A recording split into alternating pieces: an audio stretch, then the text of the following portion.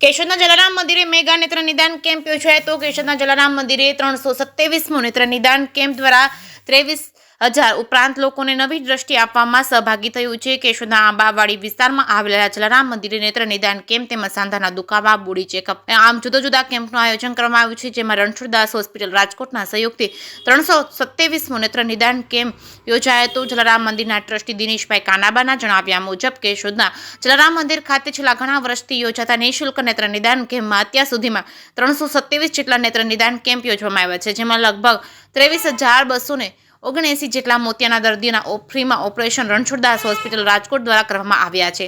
જલારામ મંદિર પહેલા અને ત્રીજા રવિવારે વર્ષોથી રણછોડદાસ આશ્રમ ટ્રસ્ટ રાજકોટના સહયોગથી નેત્ર નિદાન કેમ્પ રાખવામાં આવે છે। આ યોજેલા કેમ્પની શરૂઆત જલારામ મંદિરના ટ્રસ્ટી દિનેશભાઈ કાનાબા, રમેશભાઈ તેમજ ડોક્ટર સ્નેહલ તન્ના, ડોક્ટર પારિતોષ પટેલ, મામલતદાર ત્રિવેદી તેમજ મોહનભાઈ ઘોડાસરા, સુંદરવા રતનબેન, ડોક્ટર ભૂમિ વણપરિયા તેમજ દક્ષાબેન મહેતા, ડોક્ટર નિકિતાબેન પટેલ વગેરે મહેમાનો દ્વારા દીપ પ્રાગટ્ય કરી કેમ્પને ખુલ્લો મૂકવામાં આવ્યો હતો। આ નેત્ર નિદાન કેમ્પમાં 200 જેટલા દર્દીઓને ડોક્ટર પારિતોષ પટેલ તથા સ્મિતા પટેલ દ્વારા તપાસીને 67 દર્દીઓને બસ દ્વારા ઓપરેશન માટે રાજકોટની રણછોડદાસ હોસ્પિટલ ખાતે મોકલવામાં આવ્યા છે।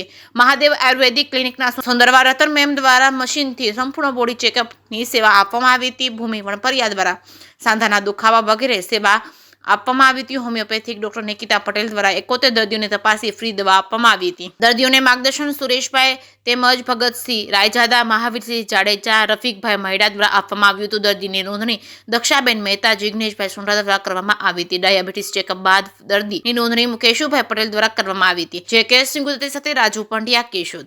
જલારામ મંદિર કેશોદ દ્વારા અવનવી સેવાકીય પ્રવૃત્તિઓ કરવામાં આવી રહી છે, જેના ભાગરૂપે 2 કેમ્પ યોજવામાં આવે છે। પહેલા અને ત્રીજા રવિવારે આંખો માટેના કેમ્પનું આયોજન કરવામાં આવે છે। આજરોજ યોજાયેલા કેમ્પની અંદર લગભગ 200 આસપાસ દર્દીઓને તપાસી અને 67 દર્દીઓને ઓપરેશન માટે રાજકોટ રણછોડદાસજી આશ્રમની અંદર મોકલવામાં આવેલા છે। ઘણા વર્ષોથી આ પ્રવૃત્તિ, સેવાકીય પ્રવૃત્તિઓ કરવામાં આવી રહી છે અને એની અંદર લગભગ 23,000 ઉપરાંત દર્દીઓને એક નવી દ્રષ્ટિ જલારામ મંદિર દ્વારા આપવામાં આવેલી છે।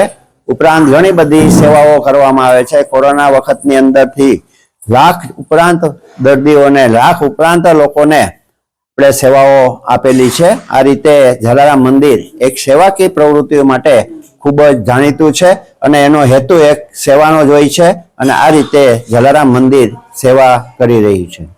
જલારામ।